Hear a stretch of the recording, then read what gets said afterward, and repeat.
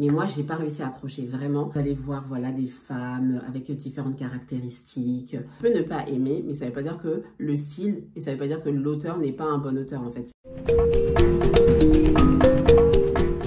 Hello les alocos, bienvenue sur la chaîne Aloko-moi une histoire, une chaîne sur laquelle on parle de littérature africaine. Et donc, il y a quelques semaines, je vous avais parlé du service presse que j'avais eu de la part de Présence Africaine. Donc, si vous ne connaissez pas Présence Africaine, pardon, c'est une maison d'édition, donc une librairie qui se trouve dans le 5e arrondissement. Je vous en ai parlé sur Instagram et je vous en parle ici. Donc, si vous voulez des conseils de qualité, si vous voulez retrouver plein de livres afro, allez là-bas, vous allez trouver tout ce qu'il vous faut. Et donc, j'y étais allée et j'ai eu 3 livres. Donc, il y en a un dont je vous ai parlé la semaine dernière de Alma, de Fanta Touré. Et là, je vais vous parler de Les 9 parfaites, pardon, de Ngugi wa Thiong'o. Et je vais vous donner mon avis sincère sur ce livre. Alors, on va pitcher un peu le livre. On se trouve dans un univers totalement mythologique. Donc, on a les 9 parfaites qui sont les enfants de Gikuyu, désolée pour la prononciation, et Mumbi, donc ce qui est marqué sur la 4e de couverture, c'est le premier couple d'êtres humains déposé par Dieu au pied du mont Kenya. Et donc, vous allez voir donc, dans ce livre 99 jeunes gens qui veulent épouser les 9 parfaites. Et donc, vous allez voir voilà, des femmes avec différentes caractéristiques, voilà, pleine de force, limite un peu comme les Amazones du Bénin. Sur le papier, donc c'est super fort hein, quand on découvre l'histoire et quand on lit même la 4e de couverture. Je vais vous la lire comme ça vous aurez... Donc, Gikuyu et Mambi, premier couple d'êtres humains déposés par Dieu au pied du mont Kenya, voient arriver sur leur terre 99 jeunes gens désireux d'épouser leur fille, les 9 parfaites. Mais ces prétendants comprennent qu'ils ne peuvent pas tous faire d'elle leur épouse.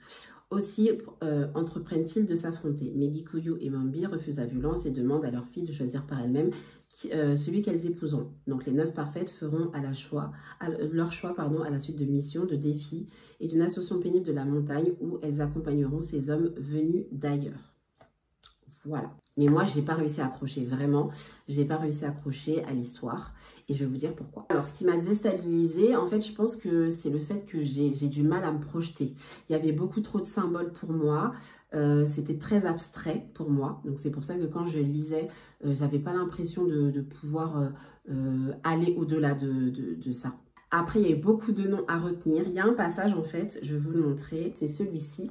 Et en fait, vous avez beaucoup de noms à retenir. Les noms, les attributs de chaque femme. Par exemple, là, vous avez Wanjiru, matriarche du clan Anjiru. Donc là, vous avez la description. Pareil pour une autre. Vous trouvez un où j'arrive à bien prononcer. Wajira, matriarche du clan Wuyu. Pareil, en fait, vous avez tout un chapitre où vous avez toutes les descriptions de toutes les 9 parfaites. Et je trouve que quand on le lit d'un coup comme ça, bah, on a du mal à retenir. Et puis après, quand on lit, on se souvient plus trop. Enfin, voilà. En fait, j'avais l'impression de ne pas être face à des personnages. J'ai pas réussi à rentrer. J'avais l'impression d'être devant quelque chose d'assez métaphysique. Voilà, j'ai été troublée, clairement j'ai été troublée. Et après même le style d'écriture, je ne l'ai pas trouvé, je ne vais pas dire accessible, mais c'est pas un roman en fait. Le style était très poétique, très lyrique. Vous allez voir au niveau par exemple de... Regardez comme par exemple, je vous montre le prologue qui est là. Vous voyez, on aurait dit plutôt une poésie en fait. Et moi je sais pas, ça m'a troublée en fait dans ma lecture. Même si voilà, c'est très facile à lire et qu'on comprend tout de suite les choses, mais ça m'a troublée. Néanmoins, je vous en parle parce que je trouve que c'est important. Je sais pas vous, je vais faire une petite parenthèse ici.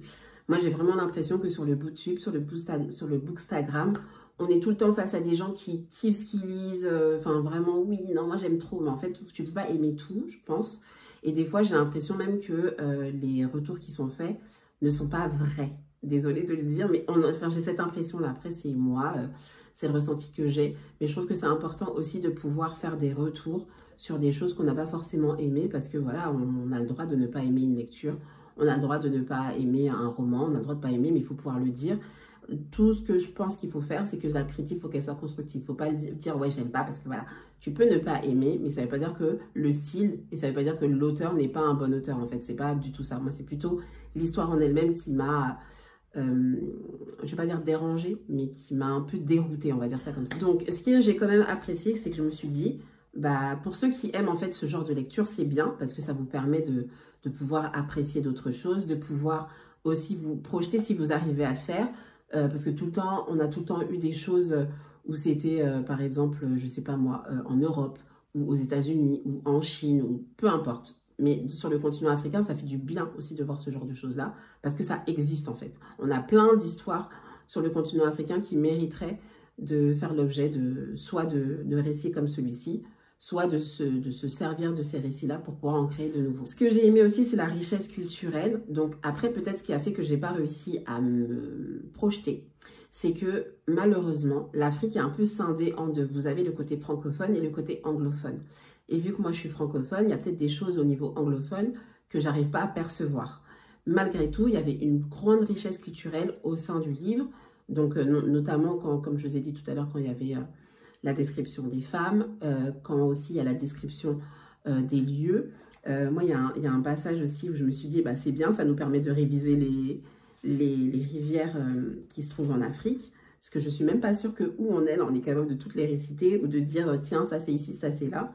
Je vais vous mettre la page où il y a la description, où il y a tous le Zambèze, tout ça, tout ça. Et voilà, donc c'est bien en fait de voir ce genre de choses-là parce que ça nous permet de, comme je l'ai dit, de nous projeter et de voir autre chose que ce dont on a l'habitude de voir. Et donc pareil, autant le style m'a dérangé dans le sens où c'était très lyrique, mais c'est aussi des très beaux passages parce qu'on a même l'impression parfois que c'est chanté.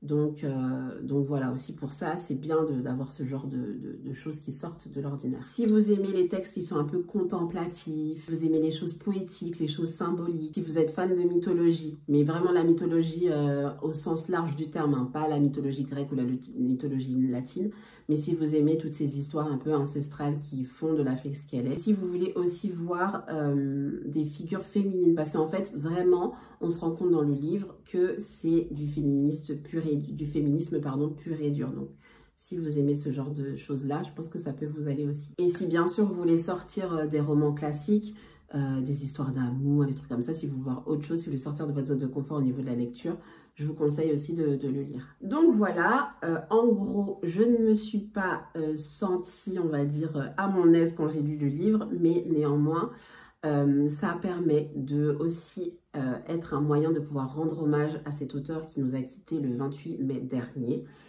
Je vais vous mettre en barre d'infos un épisode de podcast que j'avais écouté sur cet auteur, qui est un auteur, on va dire, dissident, puisqu'en fait, il avait choisi de ne plus écrire en anglais et il écrivait dans sa langue maternelle. Donc, le livre là que j'ai entre les mains n'est pas une traduction de l'anglais au français. Ça a d'abord été une traduction du Kikuyu à l'anglais, puis de l'anglais au français. Donc, en plus, de toute façon, forcément, ça a perdu des choses parce que la traduction fait toujours perdre l'essence même de ce qu'on veut dire, malheureusement. Donc, voilà. Et il a un livre aussi qui s'appelle « Décoloniser l'esprit » qu'il faut que je lise. Et quand je l'aurai lu, je vous partagerai tout ça. Qui est un livre qui montre vraiment l'essence de sa pensée, comment il voit les choses et aussi pourquoi, comme je vous l'ai dit, il a arrêté d'écrire en anglais. Et donc l'épisode de podcast dans lequel que je vais vous faire écouter, où vous avez un auteur dont je vais aussi bientôt parler, explique un peu comment était sa pensée, ce qu'il faisait, pourquoi il le faisait. Donc voilà, au moins, même si je n'ai pas aimé ce livre, ça m'a permis de pouvoir creuser et de pouvoir aussi découvrir un auteur qui est anglophone et qu'on ne connaît pas beaucoup quand on est dans la sphère francophone, puisque franchement, du côté anglophone, on connaît Chimamanda, on connaît... j'ai oublié comment elle s'appelle. Il y a l'autrice aussi de No Home qu'on connaît, voilà, vous avez plein de choses comme ça, mais c'est vrai que comme c'est assez séparé, on a du mal à connaître ce qui se passe dans le monde anglophone. Voilà, je vais vous laisser ici. J'espère que cette revue vous aura plu. Dites-moi si vous aimez du coup tout ce qui est un peu mythologique et si cette vidéo vous donnera envie de lire ce livre. Je vous fais plein de gros bisous et je vous dis à très vite pour une prochaine revue littéraire. Ciao!